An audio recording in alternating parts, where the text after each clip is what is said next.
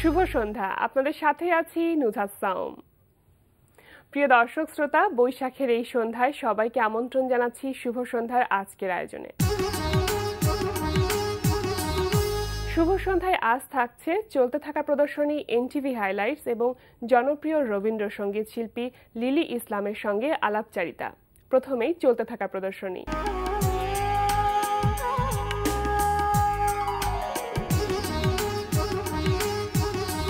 শুরুতেই জানিয়ে দিচ্ছি চলতে থাকা চিত্রকলা প্রদর্শনীর সময়সূচি।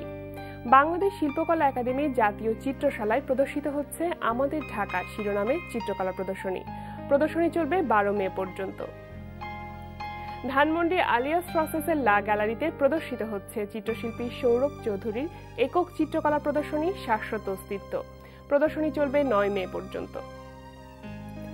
মা কথাটি ছোট্ট অতি, কিন্তু যেন ভাই তাহার চেয়ে নাম যে মধুর, 3 ভুবনে নাই। আজ মে মাসের দ্বিতীয় রোববার বিশ্বের অন্যান্য দেশের মতো বাংলাদেশেও পালিত হচ্ছে বিশ্ব মা দিবস। 1908 সালে আমেরিকায় আনা জার্ভিসের উদ্যোগে দিবসটি পালন শুরু হয়। 1914 সাল থেকে দিবসটি রাষ্ট্রীয়ভাবে পালিত হয়ে আসছে আমেরিকায়। বিভিন্ন সামাজিক ও সাংস্কৃতিক সংগঠন দিনটি উপলক্ষে আজ নানা কর্মসূচি পালন করছে। মায়ের প্রতি শ্রদ্ধা ও অকৃত্রিম ভালোবাসার অটুট বন্ধন টিকে থাকুক বাংলার ঘরে ঘরে। বিশ্বের সকল মাদের এই দিবসে জানায় অফুরান ভালোবাসা ও শ্রদ্ধা। বিশ্ব মা দিবস সফল হোক। এবার জন্মদিনে শ্রদ্ধাঞ্জলি।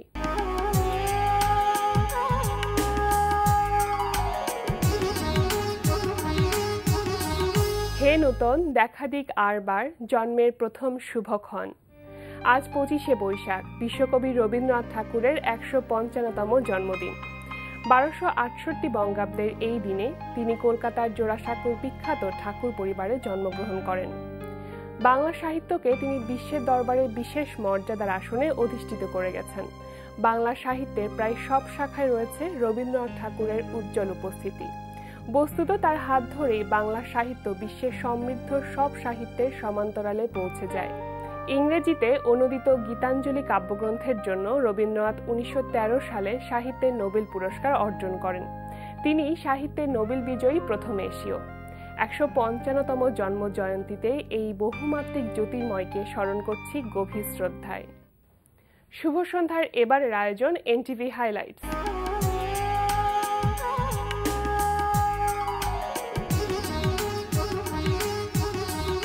এবার জানিয়ে দিচ্ছি কি কি থাকছে এনটিভি রাতের অনুষ্ঠান মালায়। সন্ধ্যা 6:45 দেখবেন মোহাম্মদ নুরুজ্জামানের প্রযোজনায় চলচ্চিত্রের গান নিয়ে অনুষ্ঠান ফেয়ার অ্যান্ড লাভলি রূপালী পর্দার গান। জড়িয়ে ধরেছি তোকে হারানোর ভয়ে, জমিয়ে রেখেছি ছবি মনেরই খাতায়। রাত 8:20 থাকছে লাকি ইনাম ও রিদি হকের রচনায় এবং রিদি হক ও কামরুজ্জামান রনির পরিচালনায় ধারাবাহিক নাটক শেষ বিকেলের গান। সুলেমান সাহেব কোথায়? ঢাকা গেছে, কালকে ঠিক চলে আসবে। তারপর আপনার রুম খুলে দেওয়া হবে, ততক্ষণ আপনি 4 নম্বর রুমে থাকেন। যান। আপনার ব্যাগ কই? কিসের ব্যাগ? যে ব্যাগ নিয়ে আপনি ঘোরেন সেই ব্যাগ। শরাফত নিয়ে গেছে, 4 নম্বর রুমে পাঠিয়ে দাও। রাত 9টায় প্রচার হবে ওয়াহিদুল ইসলাম শুভ্রর পরিচালনায় রান্না বিষয়ক প্রতিযোগিতামূলক অনুষ্ঠান রূপচাঁদা the daily star super chef.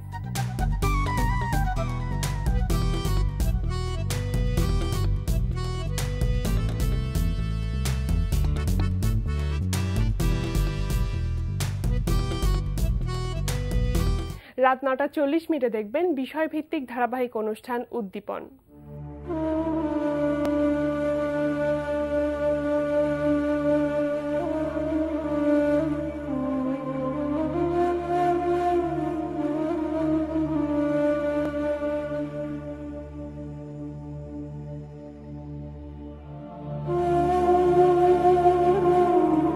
রাত 11:30 থাকছে বিশেষ নাটক হঠাৎ দেখা। সহেনা যাতনা দিবস গনিয়া গনিয়া বিরলে নিশিদিন দিন বসে আছি শুধু পথ পানে চেয়ে, সখা হে এলে না।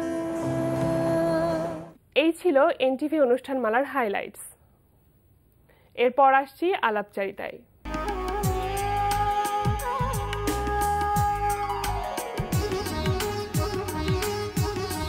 আজ 25শে বৈশাখ, বিশ্বকবি রবীন্দ্রনাথ ঠাকুরের 155তম জন্মদিন। প্রিয় দর্শক, আমাদের আজকের অতিথি জনপ্রিয় রবীন্দ্রসঙ্গীত শিল্পী লিলি ইসলাম। চলুন কথা বলি তার সঙ্গে। শুভ সন্ধ্যা। শুভ সন্ধ্যা। কেমন আছেন? ভালো। আজকের দিনটি বিশেষভাবে আমাদের জন্য বিশেষ, কারণ একই সাথে আজকে মা দিবস এবং অন্যদিকে রবীন্দ্রনাথ ঠাকুরের 155তম জন্মদিন। তো দুটি দিবসই যেহেতু এতটা স্পেশাল এবং আজকে এমন একটা স্পেশাল দিনে আপনি আমাদের সাথে আছেন, আমাদের সত্যি অনেক ভালো লাগছে এবং সেই সাথে দুটি দিবসের জন্য আপনাকে অনেক অনেক শুভেচ্ছা জানাচ্ছি। আমারও খুব ভালো লাগছে এমন একটা দিনে এনটিভির পর্দায় আসা, আমি কথা বলতে পারছি সকলের সঙ্গে। এমন একটা দিন বলতে রবীন্দ্রনাথ ঠাকুরের জন্মদিন। মা দিবস আমার কাছে কিছু স্পেশাল নয়, আমার মনে হয় জীবনের শেষ দিন পর্যন্ত প্রতিটা দিনই মা দিবস, এর কোনো আলাদা কিছু নেই। আলাদা খালি এখনকার মায়েরা একটু গিফট পায়, ফুল পায়, কিন্তু আগেকার মায়েরা কি তাহলে তাদের জন্য, আগে যারা মা হয়েছেন আমাদের অনেক আগে, তাহলে তাদের জন্য কি মা দিবসের কোনো স্পেশাল কিছু নেই? সুতরাং মা দিবস যেদিন থেকে জন্মেছি সেদিন থেকে মৃত্যুর শেষ মা দিবস, কাজে ওইটা আমার কাছে খুব স্পেশাল কিছু ক্যারি করে না। রবীন্দ্রনাথের জন্মদিনটাও আমাদের কাছে, মানে আমি মনে করি আমাদের সকলে যারা আমরা রবীন্দ্রনাথের গান গাই বা রবীন্দ্র ভাবনার সঙ্গে নিজেকে জড়িয়েছি, তাদের প্রত্যেকের কাছে রবীন্দ্রনাথের জন্মদিনটা প্রতিদিন। হ্যাঁ, আজকের দিনে আমরা হয়তো একটু বেশি অনুষ্ঠান করছি, সারাদিন বেশি করে তার গান গাইছি, সবটা ঠিক আছে, কিন্তু প্রতিটা দিনই তাকে আমরা এমনভাবে অনুভব করি মায়ের মতন। আমার মনে হয় যে মা বাবার কাছে আমরা যতটা ঋণী, এই মানুষটির কাছে সেই ঋণের ভারটা কিছু কম নয়। আচ্ছা, আপনি যেটা বললেন যে প্রতিটা দিনই মা দিবস এবং প্রতিটা দিনই আপনারা যারা রবীন্দ্রসঙ্গীত শিল্পী আছেন রবীন্দ্রনাথকে ততখানি লালন করেন ভেতরে, কিন্তু এই যে জন্ম জয়ন্তী এবং 155তম জন্ম জয়ন্তীতে নিশ্চয়ই স্পেশালভাবে একটু ব্যস্ত থাকা হয়, স্পেশাল বিভিন্ন রকম প্রোগ্রাম থাকে, তো কিভাবে পালন করলেন আজকের দিনটিকে? হ্যাঁ, বললাম যে ওই প্রতিটা দিনই রবীন্দ্রনাথের সাথে, প্রতিটা দিনই আমার জীবনের প্রতিটা মুহূর্তে, প্রতিটা বোধে, আমার জীবনের বোধে তিনি আমার সঙ্গে অঙ্গাঙ্গিভাবে জড়িয়ে আছেন। তবে ওই যে আজকের দিনটা সারাদিন ভোরে ঘুম থেকে উঠেই একটা টেলিভিশনে গেছি, সেখানে সকালবেলা প্রায় 1 ঘন্টা কথাবার্তা গান হয়েছে, তারপরে সারা দুপুরবেলা আরেকটি টেলিভিশনে লাইভ হয়েছে, আবার সন্ধেবেলা আছে, রাতে আছে, এরকম সারাদিনই চলছে। তো এই তো সারাদিন আর কি তিনি প্রতিটা মুহূর্তে আমাদের সাথে আছেন। জন্মদিন, রবীন্দ্রনাথের জন্মদিন, মৃত্যুদিন আলাদা কোনো মাত্রা আমাদের কাছে বহন করে বলে আমি মনে করি না। বাহ, এবং এখনো আমরা আপনাকে পেয়ে যাচ্ছি এত সুন্দরভাবে রবীন্দ্রসঙ্গীতের গান নিয়ে আপনি আমাদের সাথে থাকেন। তো এখন যেহেতু গান নিয়ে, রবীন্দ্রনাথ নিয়ে কথা হচ্ছিল, এখন কি একটি গান শুনতে পারি আমরা? মাঝে মাঝে তব দেখা পাই, চিরদিন কেন পাই না,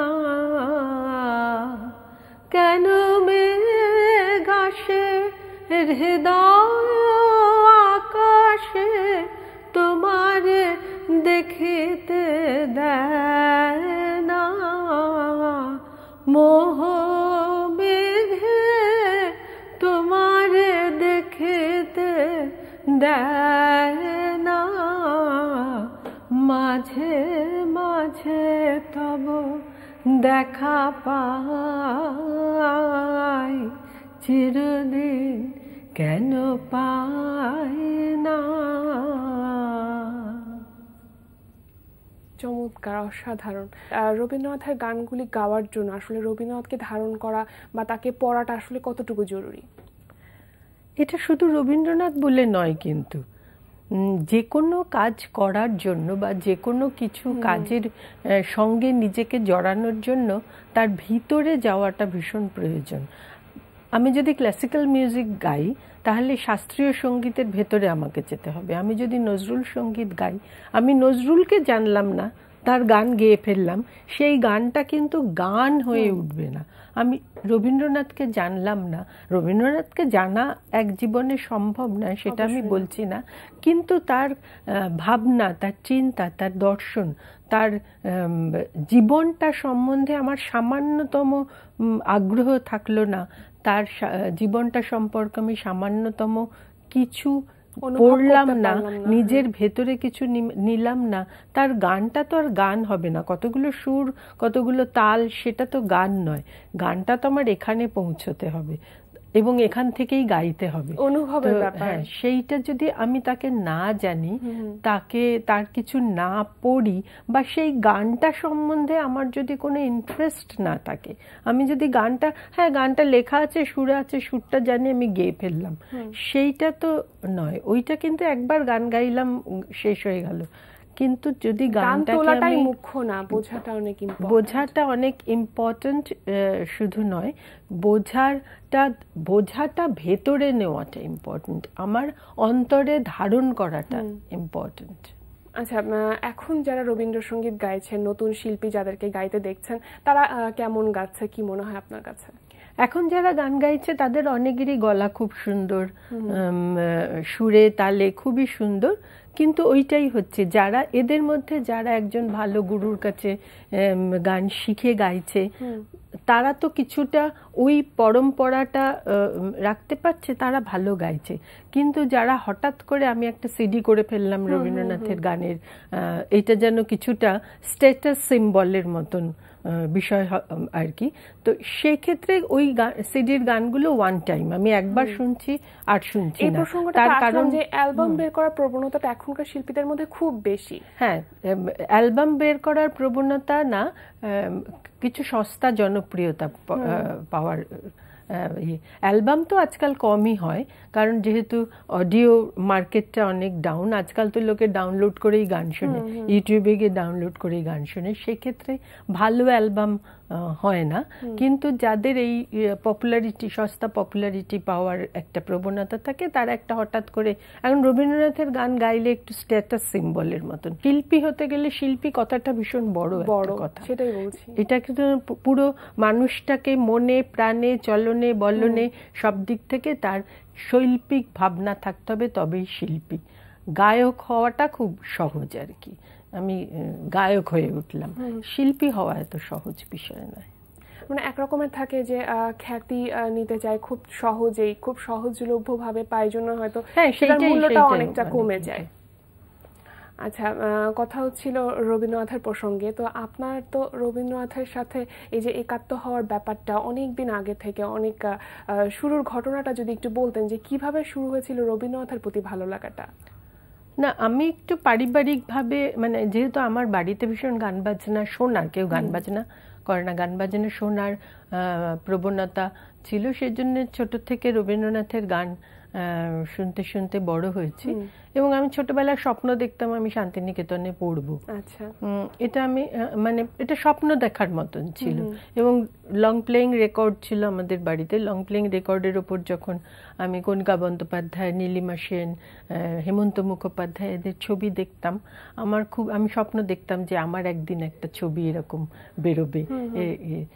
এই করতে করতেই শান্তিনিকেতনে, মানে আমি ম্যাট্রিক পাশ করলাম, ম্যাট্রিক পাশ করে শান্তিনিকেতনে অ্যাপ্লাই করলাম, পরীক্ষা দিলাম, পেয়ে গেলাম, ব্যাস। কি ধরনের কাজ করার ইচ্ছা আছে ভবিষ্যতে? এমনিতে আমি তো একটি প্রাইভেট ইউনিভার্সিটির সঙ্গে জড়িত, শান্তমারিয়াম ইউনিভার্সিটি মিউজিক ডিপার্টমেন্টে। সেখানে আমি যদি কিছু ছাত্রছাত্রীও তৈরি করতে পারি যারা ভবিষ্যতে বা ভবিষ্যৎ প্রজন্মকে এই ভাবনায়, এই চিন্তায়, কারণ আমরা এমন একটা অবক্ষয়ের মধ্যে দিয়ে যাচ্ছি, মানুষের মূল্যবোধ এখন এত কমে গেছে, এই মূল্যবোধটা জাগানোর জন্য রবীন্দ্রনাথকে প্রয়োজন আর কি। তো আমি যদি এরকম আরও কিছু ছেলে মেয়ে তৈরি করতে পারি যে যারা এই ভাবনায় চলবে বা ভবিষ্যৎ প্রজন্মকে এই মূল্যবোধটুকু অন্তত জাগিয়ে তুলবে। যেহেতু আমাদের হাতে সময় ফুরিয়ে এসেছে, আমরা শেষ করব একটি গানের মাধ্যমে। আপনার গানটি শুনে তারপর আমরা অনুষ্ঠানটি শেষ করব। এখন কোন গানটি শোনাবেন আমাদের? আকাশ জুড়ে শুনিল ওই বাজে তোমারি নাম, সকল তারার মাঝে ওই বাজে আকাশ জুড়ে শুনিল ওই বাজে। অনেক ধন্যবাদ আমাদের অনুষ্ঠানে আসার জন্য। আপনাদের সবাইকে ধন্যবাদ। প্রিয় দর্শক, কথায় কথায় আমরাও চলে এসেছি অনুষ্ঠানের শেষ প্রান্তে। আমাদের সঙ্গে যোগাযোগের ঠিকানা প্রযোজক শুভ সন্ধ্যা, এনটিভি বিএসসিসি ভবন, 7ম তলা, 102 কাজী নজরুল ইসলাম এভিনিউ, কারণ বাজার, ঢাকা 1215। আমাদের ইমেল অ্যাড্রেস shubhasandha@ntvbd.com। প্রিয় দর্শক, এনটিভিতে সম্প্রচারিত সংবাদ ও অন্যান্য সকল অনুষ্ঠান দেখতে লগ ইন করুন www.ntvbd.com-এ। সবাই ভালো থাকুন, নিরাপদে থাকুন। শুভ সন্ধ্যা।